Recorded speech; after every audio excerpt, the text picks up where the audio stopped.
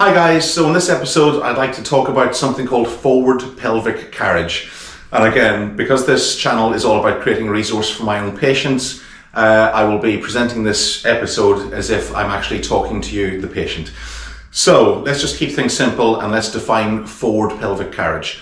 So if I turn to the side, the best thing you can do at home to decide if you've got forward pelvic carriage or not, although if you're watching this video, chances are that you are a patient and I've sent you a link, so you probably do.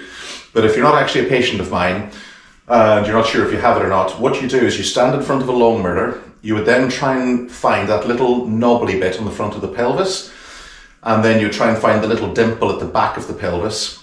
And those 2 points should be in a straight line that's parallel to the floor. Now, if that's the case, it means your pelvis is sitting in a neutral position and you don't have forward pelvic carriage, which is good.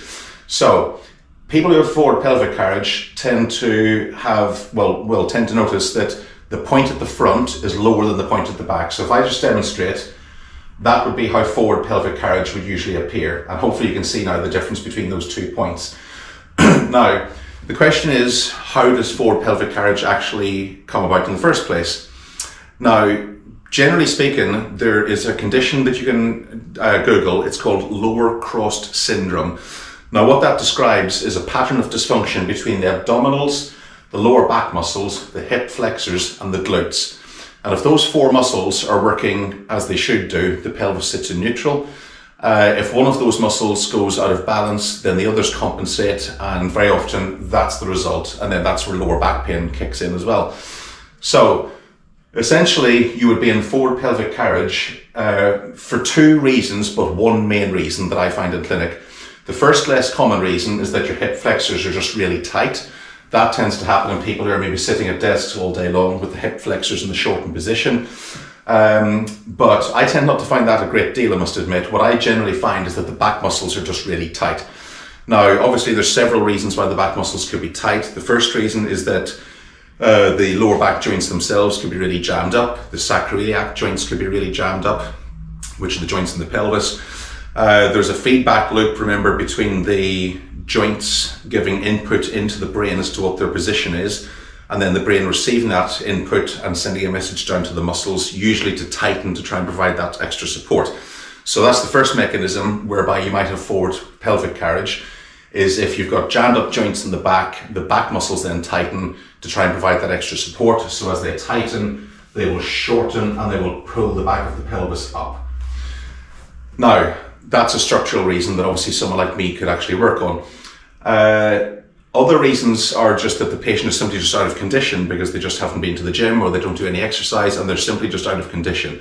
So what does that mean? It means that if your glute muscles go weak or if your tummy muscles go weak, then the back muscles pick up the slack for this, and again, that happens. So just to go over those again, the first reason why you might have tight back muscles is that the lower back joints themselves are jammed. The second reason why you might have tight lower back muscles is because the lower abdominals and or the glutes have become deconditioned and the back muscles will then pick up the slack. The third and final reason for the back muscles being tight is that the actual core muscles are weak. Now, it's probably worth defining that the core muscles aren't actually the abdominal muscles like everyone thinks. The core muscles are actually the deep intervertebral muscles that join between the actual vertebrae themselves. If you think of the spine as 24 bones stacked on top of one another, every single bone has got little muscles. Every single segment, which is 2 bones, has got a muscle system between those bones that bring about fine movements. So if your core muscles, or in this context, the muscles that stabilize the spine, are weak, which again could be for several reasons which we won't go into, but if those core stabilizers are weak, then again, the back muscles pick up the slack to try and provide stability to the spine, and then the forward pelvic carriage happens. So let's just recap briefly. Reasons for tight lower back muscles: the joints are jammed up in the spine and the muscles are trying to provide extra support. The muscles are compensating for deconditioned tummy and or glutes, or the muscles are compensating for a spine that is unstable because the core muscles are weak. In reality, in clinic, it's usually a combination of everything. But if you have had an assessment from me, then I will tell you specifically what elements you need to work on and in what order. If you haven't had an assessment from me and you just like to try and improve your overall conditioning, then the following exercises should help. So the first thing we'll do is we'll show you how to strengthen the glutes and the lower abdominal muscles at home. It's worth pointing out that if you are deconditioned, I probably wouldn't send you to the gym initially, because if you're out of balance, then engaging in general gym work will just throw you further out of balance. So I always believe in the approach of specific rehab for specific muscle groups first, get yourself into some sort of normal range, and then go to the gym and do whatever you want to do. So I'll just show you now how to exercise the glutes and abdominals at home. I'm deliberately going to leave core instability for another video, because that's kind of a topic in itself, and in that video we'll show you how to exercise the core stabilizers too. So for now, here goes with the abs and the glutes. So the first exercise is for the transverse abdominis, which, like I said, is the lower sheath muscle underneath the six-pack. And the way that I like to work this is just to do variations of straight leg raises. So I like to put the hands just underneath the outer buttocks to keep the pelvis stable. And then it's just a case of working within a very short range of movement. You don't want to go all the way down, that gives the muscles a rest. And you don't want to come too far up, because then you're relying on momentum, which takes the isolation of the muscle. So it's just nice short little movements within the mid-range. And again, just do as many as you can, and just try and do this at least 2 or 3 times a day. And then the second exercise would be for the glutes. So that's just basically a double leg bridge. But I could go on all day with this, because actually I've got quite strong glutes from squatting in the gym. So what I would do if I wanted to isolate this at home is I would just take one leg, in fact I'll do this leg, I would take one leg out of the picture, and then I'm lifting my entire body weight with my left glute. And again, I'd probably tire at maybe 20 reps, but just do as many as you can.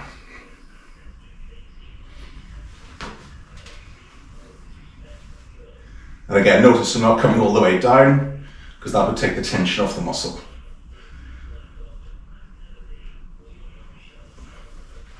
Okay guys, so I haven't shown you how to exercise the abdominals and glutes.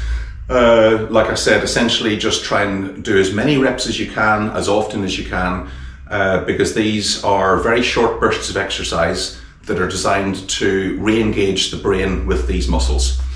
Therefore, because it's a short duration activity, you essentially want to repeat on a regular basis, maybe half a dozen times a day, to try and get those neural pathways built back up. One final exercise that you could do before I go is, let's say you're in a forward pelvic situation as such. If you have the neurological connections between the brain and the abdominals and glutes to bring the pelvis into this position, you don't have to have your arms up, by the way, that's just so as you can see. So essentially you start off in forward pelvic carriage and you re-engage. You can actually just do that exercise in itself to try and re-engage those neural pathways. And you can maybe just do this one on its own. But anyway, there's a selection there now. There's a postural exercise, which we've just done. There's the floor exercises for glutes and abs. And on the next video, we'll look at core instability. All right, guys, thanks for watching. If you have any questions, leave them in the comments, and don't forget to subscribe.